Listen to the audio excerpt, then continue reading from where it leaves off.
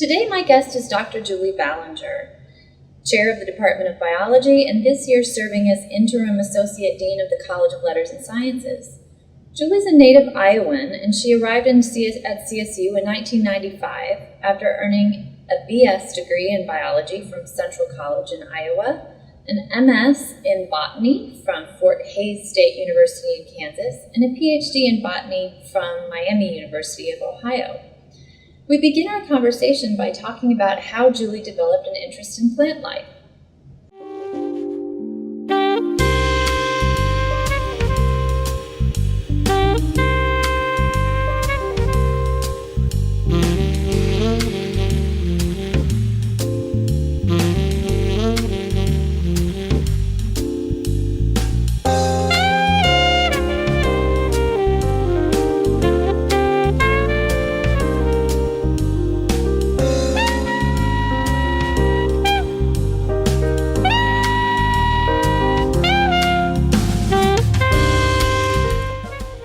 My guest today on Inside the Professor's Study is Dr. Julie Ballenger. Thanks for coming. Thank you for having me. So I'm curious to talk to you about how you developed your interest in your field of botany. You're a professor of biology, but specializing in flora and fauna. So I'm genuinely curious about how a person develops a real attentiveness to plant life. Were you always interested in looking at these things in nature? Yeah, I think so. I always wanted to be a scientist. I started off, I was born in the 60s when the space age was really taking off. And so science was all around me. And so I really had an interest in science. Mm-hmm. Most people have an easier time studying and working with animals because their life cycle, their reproduction is just more similar to us. But I always liked plants. I remember my dad used to take me fishing in the woods. I'm from Iowa. Mm-hmm. So there are streams, and the woods are along the stream. So we'd go fishing. I talked too much, so he'd send me off to go pick flowers. Mm-hmm. And there are Dutchman's breeches and just these phenomenal wildflowers. But what he taught me, he said, only pick one of every kind because you want to leave wildflowers for the next person that comes along. And then he'd tell me the names, and we'd look at the plants, and I'd bring them home to my mom. So I've always been really interested in plants. And the fact that he would know all of their names, yeah, that's great too. Common, just to keeping you busy, but yes, yeah, but they were common names. Yeah. And then, there'd be little projects in school, and he would always take me out collecting whatever I needed. Yeah. So a lot of encouragement from my folks. And even, as you say, kind of from the culture at large, you would say you don't feel like you faced any sort of like obstacles to pursuing a career in science or majoring in a scientific field? No. I always felt like my parents, they valued education.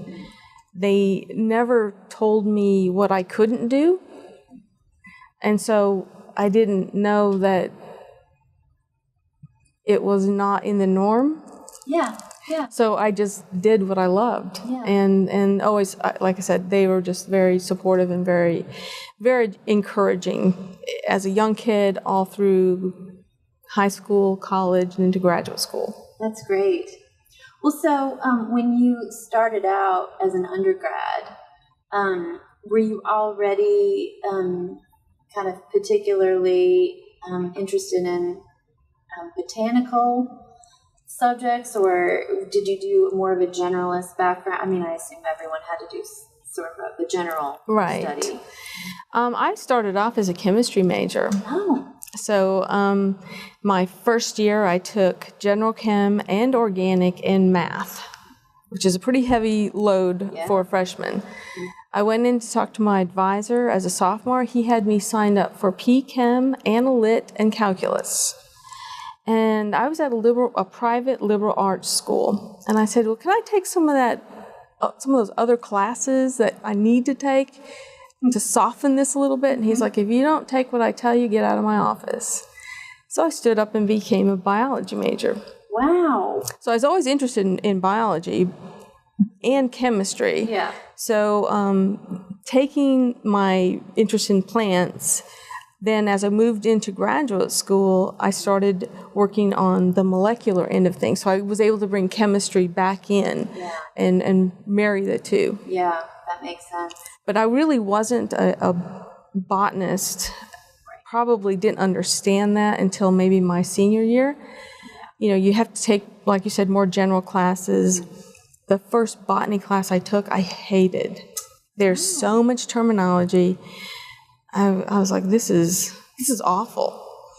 So, but by the time I was a junior, maybe a senior, I took a plant taxonomy class and then fell back in love with plants. Do you think that your initial reaction to learning all about vocabulary affects the way that you teach it now? Yes. Yeah. Because I tell students, I said, you know, there is a lot of vocabulary, and taking a class like a botany class is almost like taking a foreign language, but then we expect you to use it as well. You're not just learning the words, you're using it too. So I do not only the botany classes, but everything I teach, I try to break down the words for the students so that they can understand how the words fit together and what they mean. Yeah. Because it is tough. There is a lot of terminology. Yeah. I think that's true of almost any field. You know, you have this language issue to deal with, and then applying it, being able to speak that discourse. And it's one of the reasons that teaching writing is actually, I think, so much of a challenge within the disciplines, because we tend to forget that the vocabulary is something that the students are having to wrestle with at the same time as being able to construct coherent sentences about it. Right, exactly. And writing styles are very different. In the sciences, we try to make the writing very concise and minimalistic. And partly that's because of the way you're trying to communicate an idea, but it's also, in the end, it's due to page costs in publishing. I mean, you can spend thousands of dollars on a publication for page costs. Oh. Yeah, this was a new concept to me just recently, that I learned that people pay to have their work published, as opposed to, I think, the general notion that we're collecting, you know, giant royalties from all of this work. Right. No. Yeah. And usually, you know, if you're a member, you get a discount. But I know Dr. Stanton had something published a couple years ago, and I think biology kicked in 1,000 or 2,000, and environmental science covered the rest. So it's very expensive. Yeah. And if you read, you know, there are different types of scientific journals. There's some that are more descriptive, and then there's some that are very, very difficult to read, like in science. As our biology majors, as seniors, they take a capstone course, and we mix up those kind of more generalist articles with some articles out of science, and let them struggle with those differences, and then think about why. Why are there these differences? Who's your audience? Who's going to be reading these things? So, but yeah, that's really what it's all about, is how much it costs to publish. And is it strictly the materials and the circulation, you think, or is it because of the intensity of the peer review process that makes it so expensive? I mean, do you have a sense of why? You know, people that do the reviewing aren't paid. They're not being paid. Yeah. So I don't know what it is. I don't know if it's just the maybe lack of advertising in these things, and so you, as your membership, has to pay for it, and then whatever isn't covered by the memberships is put onto the page costs. Yeah, and I'm sure the actual physical printing and all of that is substantial. Yeah. And now many of these scientific journals are offering online subscriptions, which are less. But I find I like to have something printed so I can read it and hold it. Yeah. I'm still old-fashioned that way. Yeah. And then if it's online, I forget to look at it. Yeah. Or you identify it and say, oh, I really must look at that, and I'll put it right here, but then it may or may not get opened. Exactly. Yeah. It's an interesting paradox, isn't it? It's easier to access, and yet in some ways maybe easier to forget. Exactly, yeah. Well, so before we get too far into talking about teaching and the way that you use materials with students, that's really interesting. I was curious about what you may have expected your career at CSU to be like when you first got here in '95, and how, it has in some ways maybe turned out to be what you would have expected from graduate school, or what about it has turned out to be nothing you would have ever imagined in grad school. Yeah. I came here from Cornell, and I did not envision that almost 20 years later I'd still be here. I thought I would come, get some experience, and then move on. But when I got here, I saw how healthy the teaching environment was. My department, the biology department, great people, great group of people to work with and work for. We actually like each other. We actually like our students. Yeah. So many of us have come kind of with that same idea, but have all stayed because of the camaraderie. So I came here from a pure research postdoc, and when I came here, I expected that I would be able to continue some of my research. But at that time, we were really focused only on teaching. Any research you did was maybe with graduate students or in upper level classes. So there was less research than what I expected, maybe more teaching than what I expected. And it was sort of a shock, the amount of teaching and the amount of time that it took to prepare for classes, to grade exams. It was a little overwhelming. And I remember the first year. In the first year, I taught 9 different course preps, because we were on the quarters back then. Wow. 11 if you count summer.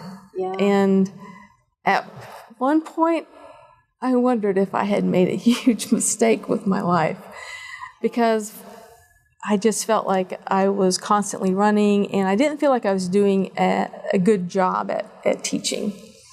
It took a while, to get comfortable with the intensity and get comfortable with teaching. Because, we come in with no experience. Yeah. Our pedagogy is we mimic those people that we liked, those people that taught us well. That's our pedagogy. Yep.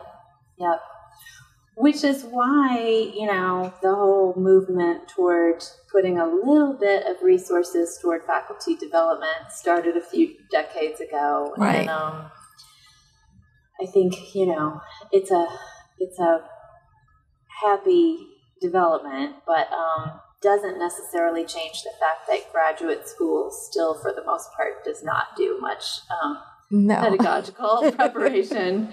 Absolutely not. Well, it's interesting hearing you talk about how many new courses you were teaching right off the bat. Because, I think some people also have in their heads that once you've done a particular prep once, then it's done, right? You'll just continue to do this thing that now and you've got it completely laid out, and it's sort of like playing a tape recorder. Every time you do it after that, right? Yeah. And No. that's not No. how it goes. No. But how did your repeat teaching of some of those courses that you were really just, having to thrash your way through at the beginning help you to kind of figure out what to do as a teacher? Well, some of them I really wasn't good at, and so George was the chair at the time, George Stanton. I said, look, I just don't want to teach that again. I'm not good at that. And he was really careful then about not putting me in certain classes that I really floundered in. And the more you teach something, the more comfortable you become with that topic. But as you know, science is constantly finding new things, so you have to constantly update what you're teaching. And different groups of students make the course different, especially in the upper level classes. I used to teach a molecular methodology course where I taught the students how to make buffers, how to pour gels, how to read gels, how to run gels. So it was very hands-on. But the students would be working with high voltage electronic equipment that they could hurt themselves. Doing molecular work is kind of like making a cake. You can't start it and then take it out of the oven and finish it the next day. There were many days, many evenings. We would be in lab till 2, 3 in the morning. It was rough. That was a rough class. And again, it depended on the group of students. If they worked well together, or if some of them would come in at different times of the day, pour gels, and get ready for that afternoon. Yeah. So that was a tough class. And there was a time when Glenn Stokes used to make fun of me because I would get home, a good night would be 10 o'clock. Get home 10 o'clock, take a bath, put some soup on the edge of the bathtub, and watch the news all at the same time. Because that was early on, and it was intense. Wow. 40 hours a week, forget it. Yeah. Well, but it's all rewarding, because the students they come out of a class like that, they have a skill set. They can actually go into graduate school.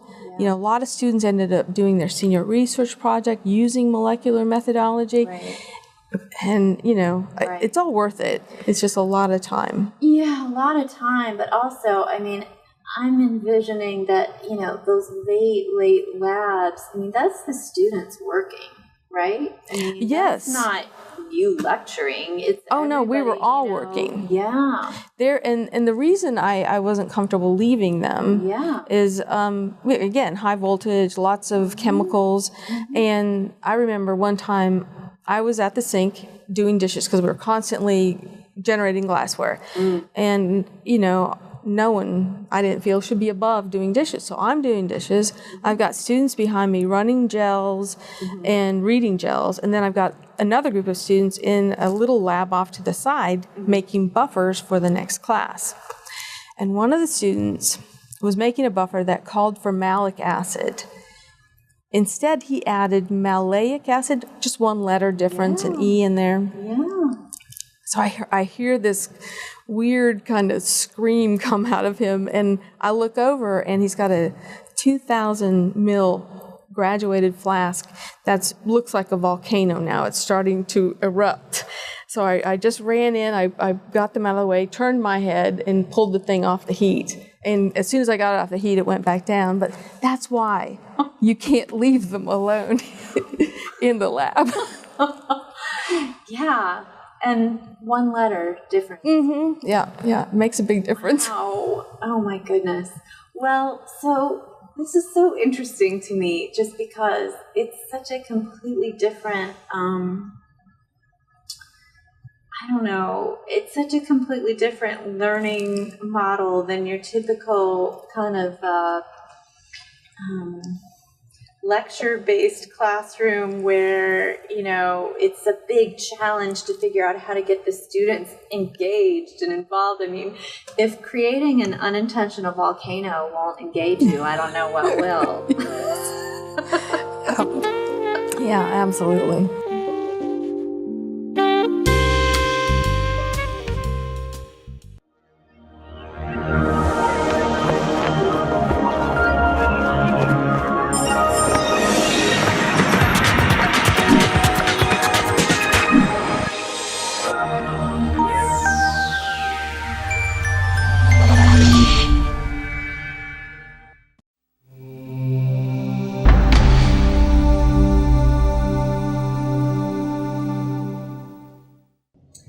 In this next part of our conversation, Julie and I talk about long hours spent in the lab and how she fosters a community of learning among her students.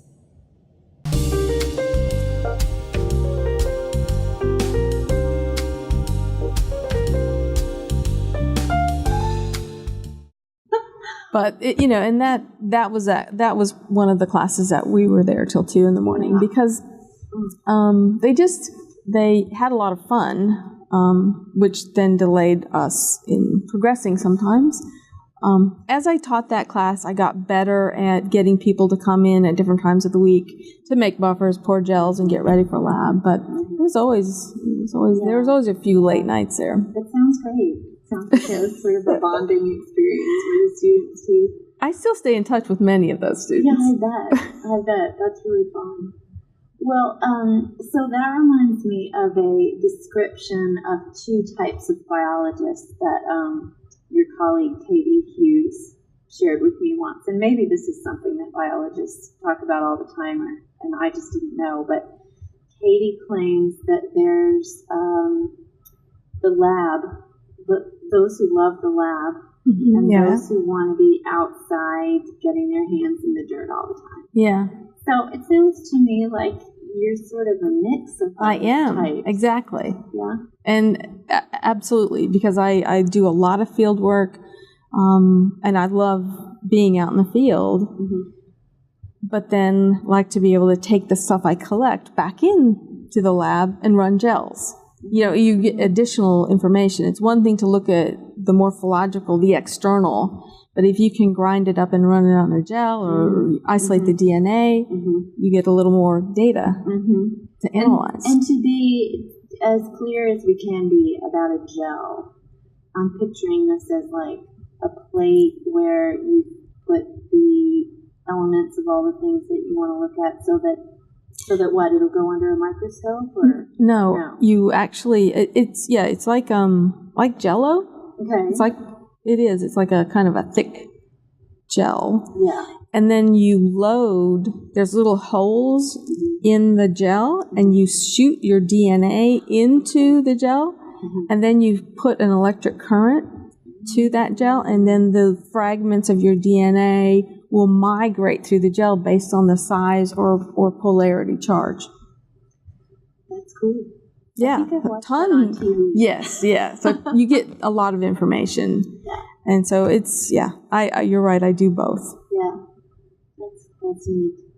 Well, so I've also been curious to hear from you if there were things in your studies, in your graduate background or an undergraduate background, that prepared you in any way to get involved in international ed. Yeah. Because that's been an area that you've become very involved in here at CSU. And so was that an interest that you developed after being here, or something that was earlier in your life? Or? I came here with that bug. Okay. I wanted to go to Iowa State. There's a state school, big school, away from home. I'm from a small town called Pella, where they make windows and doors. Tiny school, little tiny town. Yeah. Well, they had a private school there, and my dad had gone to Iowa State and U of I, and he got a degree in engineering, but he was getting his master's in business administration at Central, this small private school. So I had set everything up. I was going to Ames with all my friends, My parents said, well, how are you going to get there? I didn't have a car. And they said, well, we want you to go to Central, so you have no way to go to Iowa State. You're going to go to Central. I was like, wow, it's expensive. I got to take out loans. But they were insistent. My dad said, I don't want you to just be a number. He said, you go to a smaller school, you get to know your faculty, there'll be a lot of opportunities. So I made deals. I said, okay, then I get to do every international program that I can fit into my studies. I said, deal. Okay. I live on campus, even though they live in the same town. I lived on campus. They were not allowed to come and visit me. They had to call or write. And I also got to do every international program I could fit in. Wow. So my junior year, I went to Merida, Yucatan, and lived in Merida. The school we have our own house there, so just like the Spencer House. Yeah. So every semester, they would send different students and different faculty down. And so I did that my junior year. And then my senior year, I had the opportunity to work for the U.S. Fish and Wildlife Service in Louisiana. So my parents signed on to this deal, and they upheld their end. Wow, that's a great story. Because I can only imagine that, particularly if all of your friends were headed to Iowa State, that was not a pleasant moment in your household. Right. Right. And I didn't think I could make it there on my bike. It's about an hour and a half away. So, yeah, I was stuck. Wow. So you got the study abroad bug early. Yeah. Yeah, that happened to me too. And then after you got here was really when our initiatives got rolling and our opportunities to do things abroad. Right. And so can you tell me a little bit about how, for example, the Andros Island program got developed? Yeah, that was our first program, and that was in 1999. And I had been to Andros with my graduate faculty. Okay. I got my PhD at Miami of Ohio, and they had been running courses on Andros for years, botany courses. So we spent 2 weeks there learning the plants and algae, but really nothing, a little fish, but we just were focused on plants. So when I came here, I talked to George Stanton about it, and he said, no, it won't work because our students don't have the money, and it'll never work. But you can try it. So Bill Burkhead and I took the first group over to Andros Island. And in the early years, Bill and I paid our own way to go. And in many cases, we didn't get paid to teach the class. We did this because we saw the effect on our students. That first group that we brought over, it was by word of mouth after that. I mean, we couldn't get, first of all, that we bring them back and they're barefooted in shorts and tank tops, and getting shoes back on them after spring break was difficult. But it was just that word of mouth that it really grew. And then the students started saying, well, okay, Andros is cool, but what about, let's explore other areas. And then in 2001, Jim Gore arranged the first group to go to Botswana in Africa. Never in my life did I think I would have the opportunity to go to Africa. And that was it. That was it for me. It's like that opened every door. There were no barriers after that point. It's like we can do anything we want. Yeah. Taking students to Botswana, I can imagine, would feel pretty brave. Yes. Yeah. We slept in tents on the ground in the Kalahari Desert. First night there, you could hear lions roaring, and the ground vibrates under you. And our guides had told us, you can have your the window flaps in your tent open, but don't have your door flaps, because if the lions walk through, they can see inside, and if you're moving around, that stimulates them. So, yeah, we kept our door flaps closed and got up the next morning, and 3 lions, they were footprints, had walked through the campsite. Yeah. It's life-changing. Yeah, it sounds like it. Well, so I can imagine the amount of enthusiasm all of this would generate, when students got back. But it really is a huge testament to your skill at talking students into the value of it to have gotten it off the ground in the first place. It's difficult, and I think things have only gotten more difficult since, the financial crisis. Right, yeah. For students to feel they can justify doing something like spending, a few $1,000s that they don't have. Right. To go travel to somewhere far away. What's your secret? How do you persuade them that this is worth doing? Many of our students are biologists, and so they have that in them to want to learn, and want to explore. Although many of our 1,000 level students are non-majors, and maybe they're music majors, and they can't make it to campus for a lab, and this is a perfect way to get their lab science. But I think, what we do is we show them pictures of these places that we've been. We prepare them for what it's going to be like, when you get there, what the food's like, what the living conditions are going to be like, and what they should expect to see while we're there and do. And it's just a great way to experience science. And like I said, it's just been amazing to watch this build and grow over the years. Yeah, it is so exciting. And the department's gone to Australia. Right, Australia, yep. We just last year, we had our first group in Tanzania, in the Serengeti, and we've already got students lined up for next year.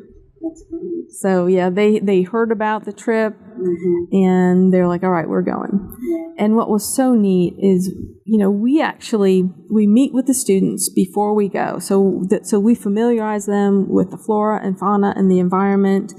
We start to design projects before we leave so that we know what kind of equipment we need to bring with us so they can do their projects. And then once we hit the ground, they actually set up these mini ecology projects, and the students actually collect data, come back here, analyze, and then they present their data. So it's the whole package. They get to learn and do science. Yeah, it's really deep learning, I would say. Yeah. And it sounds like in some ways the students sort of self-select. You're going to get the more adventuresome types. Right. We're interested in living, in tents for a week or longer. Right, exactly. Because, when we tell students, leave your makeup at home, leave your hair dryer in your curling iron. Right. When we're in Africa and we're out in the bush camping, there's no place to plug that stuff in, so just leave it at home. Yeah. And that will self-select. The students that can't live without those things don't go. It's been an interesting experience for me to notice the difference between the students who I've taken on study abroad to Oxford, England, and some that I've taken to Italy. And given those are both very, first world locations with all the modern amenities, not Botswana. But even the difference between knowing that there would be a language barrier or not has, I think, tended to change the character of the groups that you bring to those different places. And as odd as it might seem that, England would seem to be the place most culturally similar to the U.S. And least kind of,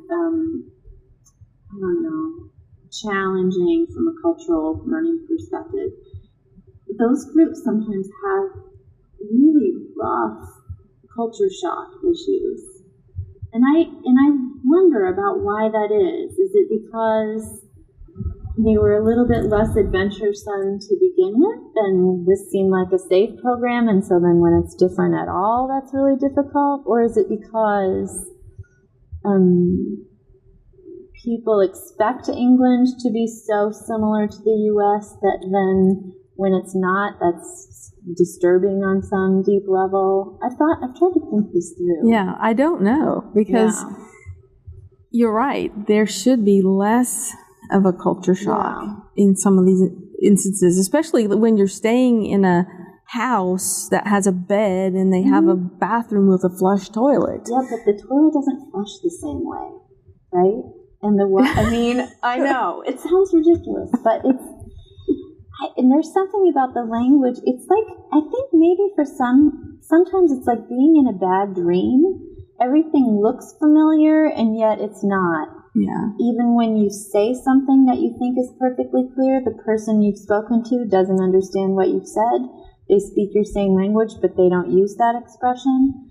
So I think sometimes it feels like they're in a fun house or something, where everything's slightly warped, you know? Right. And so, I think of many of our students, they haven't left Columbus. No. And it's difficult for them to make that leap. Mm-hmm. But I hope, at least, that there is a sense of comfort because they travel with other CSU students and CSU faculty. Mm-hmm. And that's what I tell the students and their parents. If their parents come and talk to me, I tell them that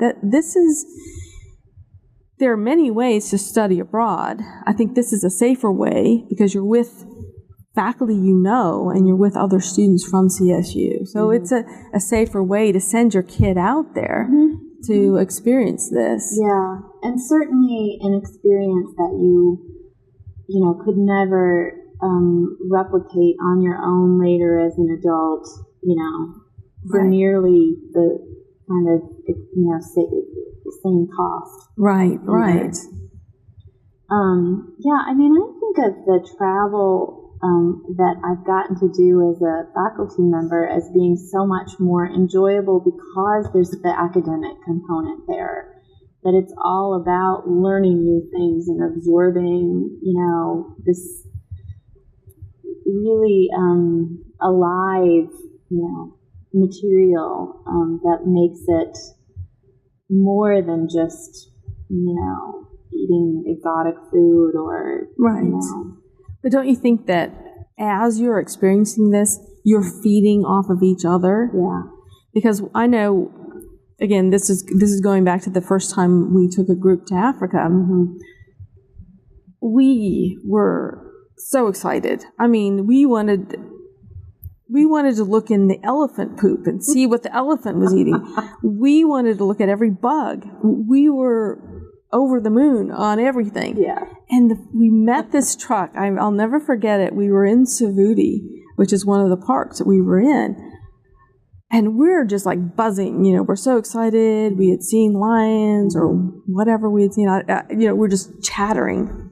And here's this other truck full of people. They're all sitting there under their blankets, not talking to each other, I mean, it was just like, what's wrong with you? You're in Africa. What? Yeah. And I thought, this is why, and this, my husband and I have agreed on this, it'd be hard for us to ever travel with just people we didn't know. We need to be with those people that have the same passion about science and about learning. Yeah, that's really interesting. But I think that's part of it. Were just a tour group of people. That random, and they were just, I don't know, not excited at all. I often try to explain to students how much more impact they have on their own educational experience than they know. Right. They think that it's just all, stuff that's going to happen to them. And they play such a much more important role in the experience itself. Absolutely. They realize. Whether or not they're, in the Serengeti or in Howard 102 or whatever. Right. It is in their control, and that's what they need to understand. Yeah. And I think those that take that control get so much more out of their education. Yeah, they really do. Well, it would be, I think, ideal if the model for student learning that, it sounds like you've really cultivated as a culture in biology could ripple out to the university at large, so that one of the things students got excited about coming here for would be the expectation that some sort of travel learning is a normal thing. Right, Part of the expectation of what we do here. Oh, I agree, and I hope that happens. Yeah. I think when I talk to students at orientation or visitation, the two things I focus on that I think we've done well are student research, the success our students have had at research, going to professional meetings, presenting their research, winning awards. And then I also talk about the international programs, the study abroad that we've developed. I mean, those are two of the things that set us apart when students are applying or looking at CSU versus going to, say, UGA. Right. Why go here versus a bigger school? What can we do well that will help you get to where you want to be? I talk about, let's say you want to go to med school. Well, if you do a research project that you gain some information about, like I had a student who wanted to go to pharmacy school, and she did a really neat project looking at the active ingredient in milk thistle. Milk thistle is supposed to be used as an herbal drug used for liver support. And I had a little chihuahua at the time who was, she was on milk thistle, and she ended up dying. She was old, lots of things, lots of issues. But then I started wondering, was this a placebo? Was I just giving her a sugar pill, or were there active ingredients? And so the student went around, collected all of these milk thistles from the different pharmacies around here, ground them up, and we ran them in HPLC and looked for active ingredients. And they all did have active ingredients, but not the most expensive was not always the best drug. So. And there's an example. You get an interview at a pharmacy school, and you talk to them about the actual research that you did, the data you collected, and how you analyze that data. They're going to remember you. Or like with Katie Hughes's course, where she takes the students to Andros Island, and instead of being in an ecology class, she brings them into the clinics. Andros is a very simple place. They don't have any hospitals, there's no fast food, there's no Walmart, there's nothing, pretty much nothing. And so she brings the students into the clinics, and they work with the Bahamian people. So again, you get an interview to med school, and you talk about the service learning you did on Andros Island in the clinics. They're going to remember you. And that's what that's why they're coming to school. You want to, this is one step in your life. And so what can we do to help make you stand out and make you different?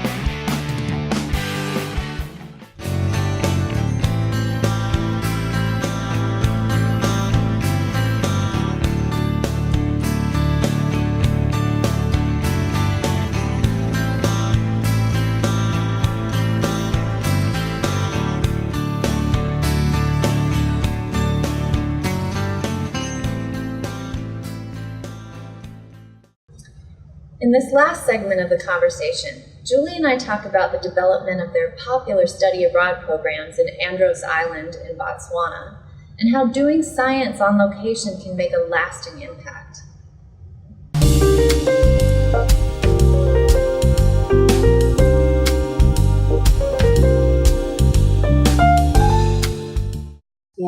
Yeah. Well, I can imagine, this is a really persuasive sell for students at orientation or at visitation days, and it reminds me of the other part of your duties I wanted to ask you about, the administrative roles that you've played on campus, because you've had a number of different administrative responsibilities. Yeah. And so being a chair and going to visitation and having to recruit students for the program is only one of many kinds of non-teaching things and non-research things that you've done. But I'm curious about what you admire in those you've seen who you think of as effective administrators and leaders on campus who, you've really enjoyed working with or have, gained respect for. What qualities are important in those leadership roles? George Stanton. Yeah. Was the chair. He's the person that hired me. Mm-hmm. And I always felt stable. Mm. He had that ability to lead the department, lead the program through rough waters, but kept us on a stable, even footing.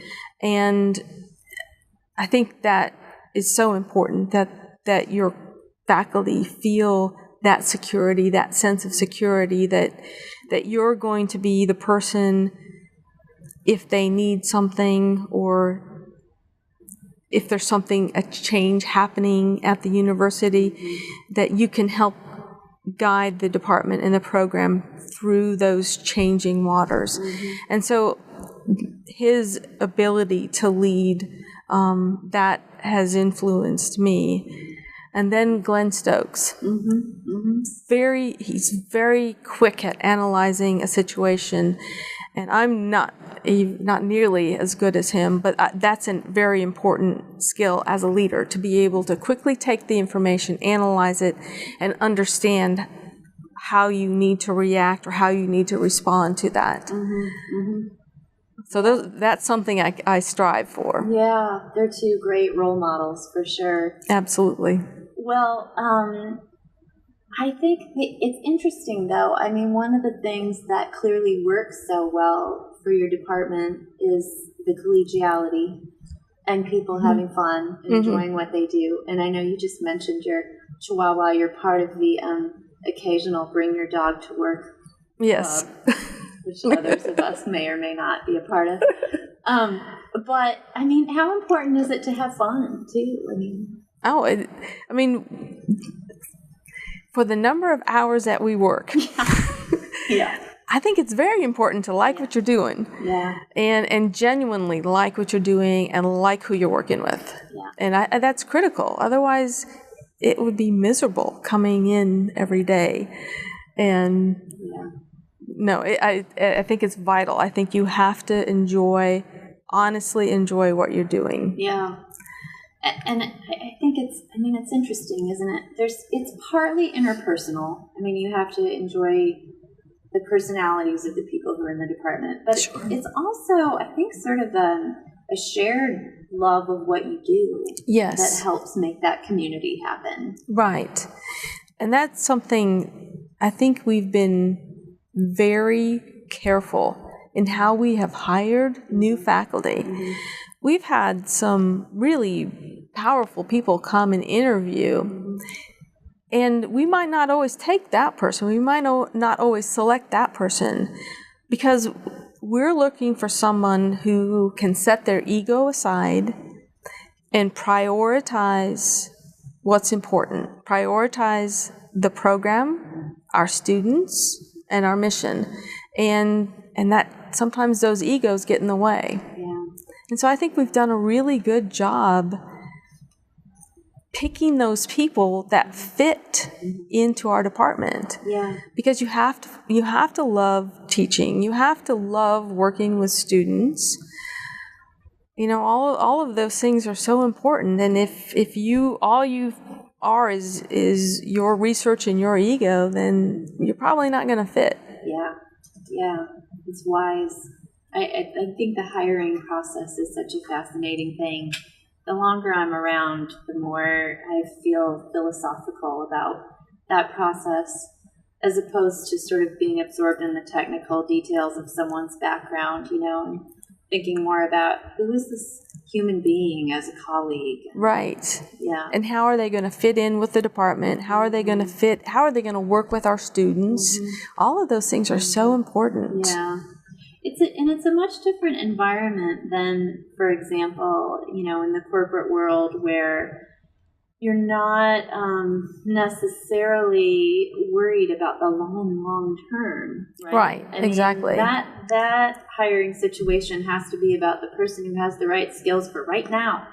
Exactly. And I think our situation is, especially when you consider that over the course of decades, your research interests even often take slightly different paths. Yeah. And so the person you were hired to be out of graduate school probably isn't the person that you will be 10, 15, 20 years after that, because you're developing your own intellectual directions. Right.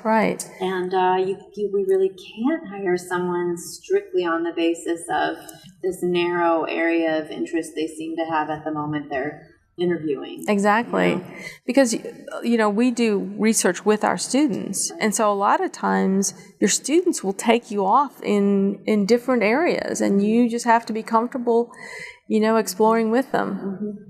But I think that you need to have, to work at this kind of university, you need to have some breadth rather than be very, very focused. Yeah. Well, so I just have a couple more questions for you. Last, tying the knot on the end of the rope here. You have been here for almost 20 years. Yeah. Right? Mm-hmm. So there's been so much growth and change in that period of time, and I'm wondering what kinds of dreams you might have for the next decade. What would you like to see happen at the university? What directions would be kind of exciting new developments? I really think we're ramping up our research endeavors. And we hope to launch a new master's in the fall. We've had the master's in environmental science. And many people think environmental science and biology are the same thing. Biology has, I think, more breadth, so half of our faculty could integrate into the environmental science masters if they were ecologically based, but those people that were interested in medicine, dental, pharmacy had less of a fit. So we were looking at developing a standalone master's. And last year I was on the phone with Linda Noble and Dorothy Zinsmeister from the Board of Regents, and they said, well, why don't you've got a master's on your campus, why don't you broaden the name of that master's and allow tracks to function independently under it? And I was like, whoa, why didn't we think of that? Yeah. So the hope is that in the fall we'll have a Master's of Science in the Natural Sciences with a track in environmental science as it is now, a track in biology, and a track in geosciences. That's great. Yeah, we're very excited. Yeah. So that will be a big endeavor to get that off the ground and successful. Beyond that, I think we're doing a lot of good things, and I hope that we can keep moving forward with those things. We talked about Kevin Burgess and his work barcoding, and he's basically now being called to barcode the planet of plants. And that's a good thing. Yeah. I mean, there are a lot of plants out there that need to be barcoded, so I think we have our work cut out for us. Yeah, those are big, ambitious things going on. Yeah. All right. So, as a decades-long citizen of our fair city, what do you think is the best kept secret about Columbus? Maybe Columbus State. Yeah. I mean, for a long time, I was like, we're a diamond in the rough here. Our students are incredibly successful when they graduate. They're well trained, and nobody really knows about us. I think that's changing. So that may be one of the best kept secrets of Columbus is us. Yeah, it is. It's at the college awards banquet, I guess last year, I think it was. I was even surprised to learn that some of our alums were doing such interesting things, and maybe we don't do a good enough job of trumpeting those successes. Yeah. I agree, and it's hard because you have to balance all of that. And I think that we are beginning to do a better job staying in touch with our alumni. Yeah. And I think that's important, not only while they're here to make sure they're successful, but stay in touch with them after they graduate, let them know what we're doing, and then in turn let us know what they're doing. Right. So I think that's another cog in the wheel that's starting to turn, and I think it's very important. Yeah, particularly when people aren't local anymore, right? We have so many more graduates who are dispersed widely. Yeah, absolutely. Yeah. That's a good thing. It is a good thing. Well, I appreciate your taking the time. Well, thank you. It's been lovely to have a nice long conversation about you and your interests. Well, thank you. This has been fun. Good.